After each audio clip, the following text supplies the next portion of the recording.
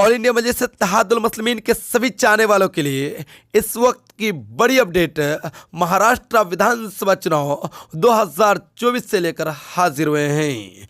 जी हां दोस्तों, आपको बताता चलूं, ऑल इंडिया मजलिस इत्तेहादुल मुस्लिमीन के प्रमुख जनाब असदुद्दीन ओवैसी साहब ने अब तक अपने 12 प्रत्याशियों के नामों का ऐलान कर चुके हैं और आज सभी 12 प्रत्याशियों ने अपना नॉमिनेशन नामांकन भी दायर कर लिया है, जिनके बाद महाराष्ट्र की सियासी गलियारों में हलचल मचना शुरू हो गया है।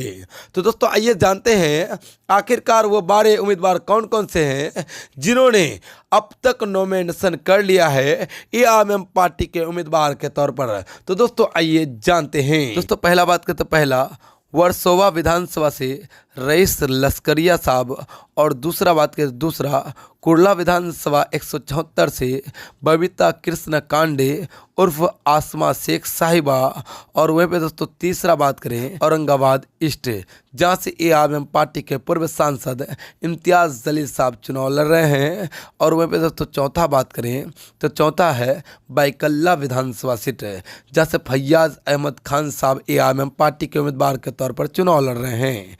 और वहीं पे दोस्तों पांचवा बात करें तो पांचवा है औरंगाबाद सेंट्रल से नासिर सिद्दीकी साहब जो कहने की एआईएमआईएम पार्टी के उम्मीदवार के तौर पर इम्तियाज़ जलील साहब के साथ कंधे से कंधे मिला करके चुनाव लड़ रहे हैं। एक तरफ इम्तियाज़ जलील साहब औरंगाबाद ईस्ट से चुनाव लड़ रहे हैं तो दूसरी तरफ औरंगाबाद सेंट्रल से नासिर सिद्दीकी साहब चुनाव लड़ रहे हैं।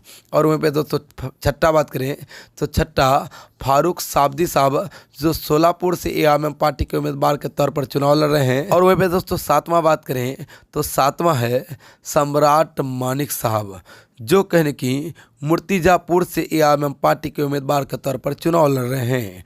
आठवां बात करें तो आठवां महेश कुमार साहब जो कहने की मिराज संगाली से चुनाव लड़ रहे हैं। और वहीं दोस्तों नौवां बात करें तो नौवां वारिस पठान साहब जो भिवंडी से एआईएमआईएम पार्टी के उम्मीदवार के तौर पर चुनाव लड़ रहे हैं। और वहीं पे दोस्तों दसवां बात करें तो दसवां सेफ पठान साहब जो मुमरा से एआईएमआईएम पार्टी के उम्मीदवार के तौर पर चुनाव लड़ रहे हैं।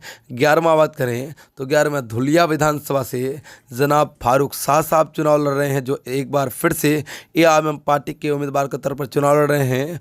ये इस बार जीते हुए थे और इन्हीं के कंधों पर फिर से एक बार असदुद्दीन ओवैसी साहब ने अपना कार्यभार सौंपा है। और वहीं पे दोस्तों 12वां बात करें 12वां उम्मीदवार है मालेगांव विधानसभा सीट से एआईएमआईएम पार्टी के मौजूदा विधायक जनाब मुफ्ती इस्माइल साहब जो फिर से एक बार एआईएमआईएम पार्टी के उम्मीदवार के तौर पर मालेगांव विधानसभा सीट से चुनाव लड़ रहे हैं। ये 12 उम्मीदवारों के नामों का ऐलान असदुद्दीन ओवैसी साहब ने अब तक किया है और सभी के सभी उम्मीदवारों ने नॉमिनेशन भी कर लिया है। खैर इसके हक में क्या फैसला होता है ये तो वोट के बाद चुनावी नतीजे में पता चलेगा।